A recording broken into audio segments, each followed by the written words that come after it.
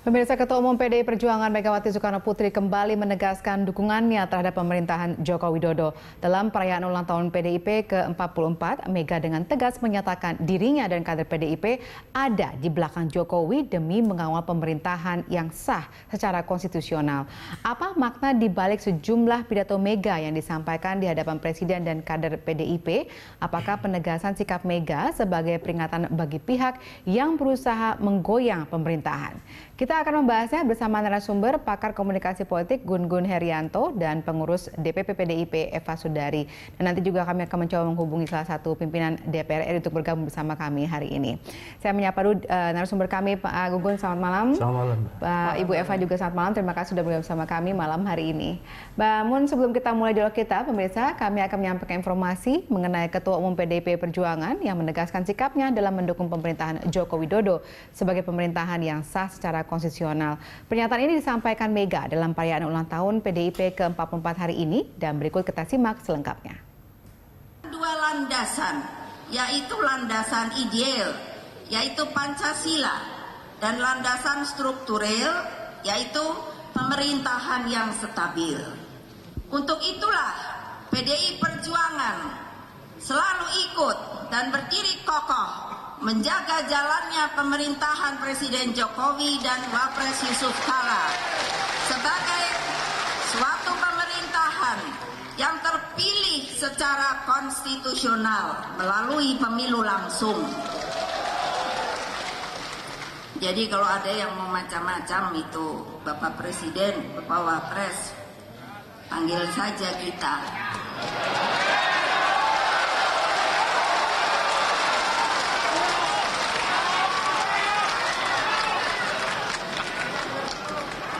Nah, kalau ada yang mau macam-macam, anak buah saya sudah ada loh, Bapak.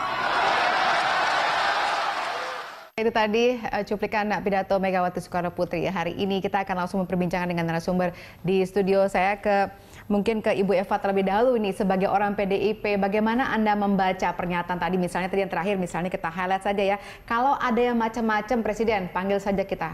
Apa maksudnya? Atau mungkin lebih tepatnya siapa sih yang dimaksud yang mau macam-macam itu, Bu Eva? Sebetulnya ini penegasan, Mbak, ya, karena sejak awal kita selalu diingatkan sebagai partai pengusung, ya. Dan jangan lupa bahwa Pak Jokowi juga kader kita sendiri, maka tugas kita yang mengamankan. Dan tampaknya itu menjadi mengemuka pada konteks saat ini ketika quote and quote banyak gangguan kepada Pak Jokowi, bukan hanya kepada Pak Jokowi tapi juga kepada simbol-simbol negara kita, ya, misalkan berbagai hal yang mengisyaratkan pendelegitimasian Pancasila, NKRI, dan juga hal-hal yang lain, misalkan juga kenapa kemudian ada beberapa insiden tentang akomodatifnya beberapa pemimpin kita terhadap ormas-ormas yang anarkis seperti itu, kan tentu mengganggu kita, ya. Apalagi kemudian ada dua kader kita sebagai pengurus anak ranting yang ada di basis menjadi korban pengeroyokan 10 orang karena mengamankan Jarod yang merupakan paslon resmi, kan, kemudian mendapat serangan. Jadi ini sesuatu yang intolerable bagi kita. Ini kita berada di jalur yang partai resmi, melakukan aktivitas resmi, diganggu oleh ormas yang nggak resmi, yang nggak punya status hukum, tapi kemudian melampaui batas. Istilahnya Bu Mega, kalau Pak Ahok dan Jarod ini tarung secara fair, dia menang. Tapi kemudian mendapat gangguan-gangguan yang menurut kita tidak demokratis. Sehingga konteks tadi muncul, kita akan kokoh mempertahankan, membantu kepemimpinan yang resmi. Kepemimpinan resmi dalam hal ini misalnya diarahkan kepada Presiden Jokowi. Baik, saya ke Pak Gun-Gun. Ini kalau kita lihat tadi katanya memang ini adalah penegasan kembali. Apakah berarti dalam hal ini PDIP memang merasa ada ancaman tersebut? Ya, ini memang dirasakan, kan, beberapa waktu belakangan muncul beragam persoalan di Republik ini. Contoh misalnya menguatnya kelompok intoleran. Dan banyak juga sebenarnya upaya untuk mendelegitimasi pemerintahan yang sebenarnya konstitusional, yaitu pemerintahan Jokowi. Dan ini menurut saya ekspresi-ekspresi yang sudah keluar dari konsensus politik, hukum, dan etika serta keadaban publik. Karena bagaimanapun Jokowi adalah pemerintahan yang dipilih oleh rakyat tahun 2014 dan itu tentu belum ada kesalahan yang dilakukan oleh Jokowi secara konstitusional. Sehingga wajar sangat pada tempatnya kalau partai pengusung Jokowi di 2014 itu memastikan bahwa Jokowi harus kemudian didukung. Ini ada dua konteks. Pertama adalah konteks jangka pendek, yaitu pemerintahan Jokowi bisa kemudian mengakselerasikan kinerjanya di tahun yang sangat krusial. Tahun kedua, ketiga, keempat, dan semester pertama tahun 2015 itu menurut saya yang paling bagus untuk kemudian akselerasi. Karena kalau sudah masuk di tahun kelima, terutama di semester kedua, itu sudah tidak bisa ngapa-ngapain untuk pemerintah. Kemudian jangka panjangnya adalah ini tentu akan berpengaruh juga pada performa komunikatif pemerintahan Jokowi dan PDI Perjuangan. Kenapa? Karena kan dalam jangka panjang orang akan membaca Jokowi sebagai kader PDI Perjuangan yang kemudian diinvestkan dalam tanda petik ya untuk kemudian mengemban amanat rakyat. Dan proses itu sangat berat. Kenapa? Karena kalau kita lihat fase kesejarahan kontestasi elektoral kita, terutama sejak 99, tidak ada satu partai pun yang kemudian memenangi kontestasi elektoral 2 kali berturut-turut. Kecuali presiden. 99 PDI Perjuangan menang, 2004 dia kalah.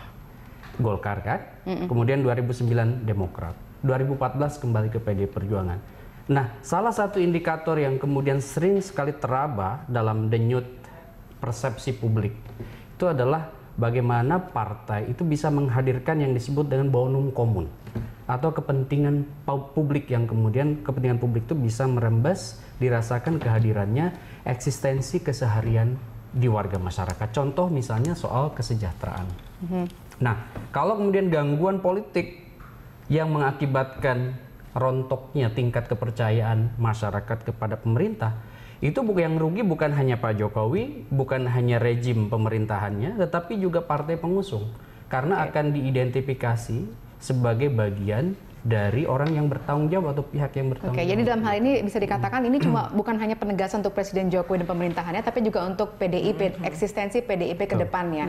Ya, Bu Eva, apakah memang eksistensi PDIP memang sekarang dirasakan agak mungkin terancam dalam tanda kutip seperti itu? Misalnya kalau kita tahu tadi jangka panjangnya saja, misalnya sekarang Partai Golkar sudah langsung mengatakan bahwa mereka akan mengusung Jokowi. Nah, apakah itu berarti eksistensi PDIP juga terancam dalam hal ini? Enggak juga sih, logiknya seperti tadi logika investasi ya, return on investment kita itu kepada Pak Jokowi karena kita mengusung.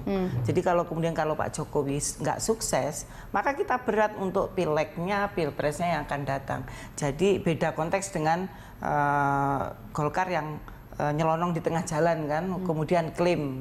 Karena mereka memang tidak investasi di awal. Tapi kita kan sejak awal. Jadi kalau nanti Pak Jokowinya nggak sukses, yang paling dihukum oleh masyarakat itu PDI Perjuangan. Bukan Golkar, karena Golkar hanya di tengah jalan dan karena dukungan masyarakat sampai 67% nebeng gitu loh. Kalau PDIP enggak, gini kita sebagai pemegang saham, Mbak. Jadi itu konteksnya. Jadi terancam yang secara tidak langsung.